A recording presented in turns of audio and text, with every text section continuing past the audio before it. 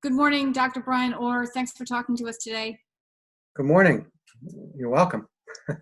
So we're talking to you today because I saw recently this statistic that said as of March 30th, 73% of confirmed Massachusetts cases were people under the age of 60.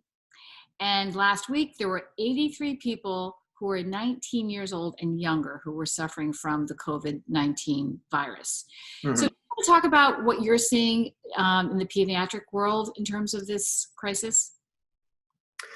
So, what we're seeing as pediatricians is less because we're a much younger group.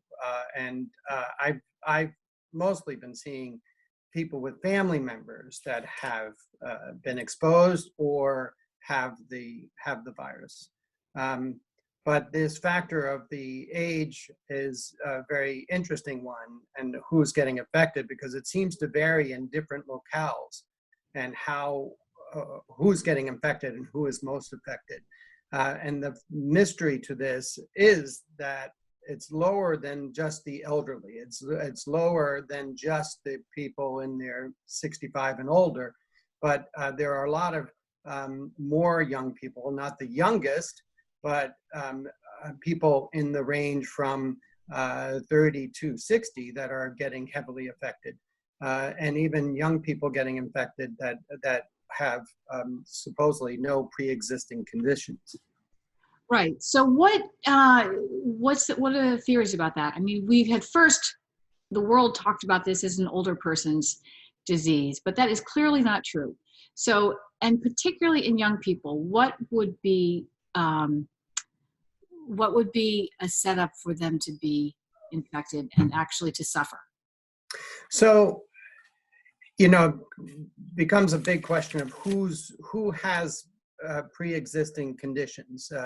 And a lot of statistics and a lot of reports, even papers, even as of today, they're talking about heart disease and lung disease and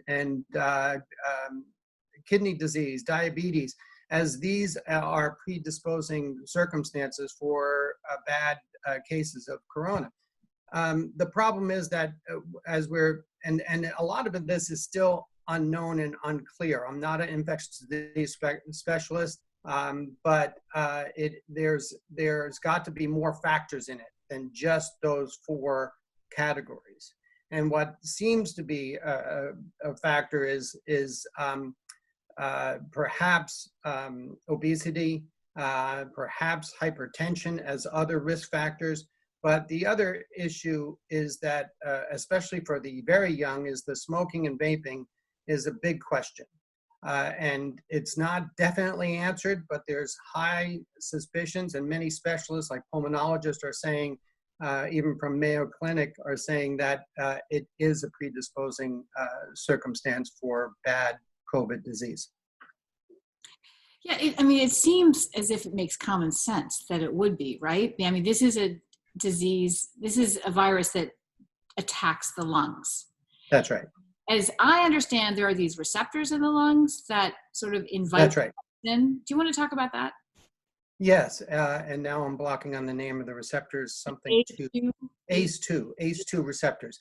So people who vape and smoke seem to have an increase of those receptors, so that you have potentially an increase for the area where the virus, the COVID-19 virus, attaches to the lungs. So that's one factor, so that they might be more apt to be able to get the infection.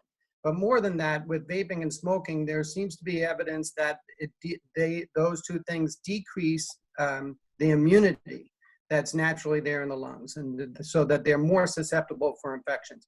We definitely see that for other things. For example, people who smoke are more apt to get the flu and bad cases of the flu. They get viruses and have a harder time getting over those viruses. And remember that the issue with COVID is the issue of blocking the airways with mucus. And smoking and vaping also increases the amount of mucus you have in your lungs. So there could be a third factor that could make them more susceptible to bad disease. Right. Have you been, even before COVID-19, have you been having conversations with your teens about vaping? Well, let's go back even a few months and remember that we were having deaths from vaping, right? Right, right. In young people. Mhm. And so you already know that there's something about drawing the vape into your lungs that is a factor. There's a lot of chemicals, there's heavy metals, there's combinations of things that actually young people do in putting THC oils and other things into their vape apparatus to get high and enjoy their vaping, I suppose. But those issues were a factor in having vape mechanisms withdrawn from the market. So these things were withdrawn from the market for a reason. And a lot of vape stores, even the ones in Gloucester, closed down because they went out of business because nobody was buying their vape instruments. And that has been relaxed a little bit, but there's got to be factors in this vape that cause lung disease and lung problems to begin with. So, anybody, now there is evidence that if you stop vaping and stop smoking, even in a short term, you will improve your lungs' ability to defend against infection. So if anything, I would encourage a lot of people, especially young people, to really quit smoking, quit vaping, and anybody to stop smoking and vaping, because I think by the end of all this, in retrospect, when studies are really done, we're going to show evidence that these things were major factors in young people getting ill. Well, thank you very much. I think that's going to be really important information for the community to hear. We appreciate that. Okay, you're welcome.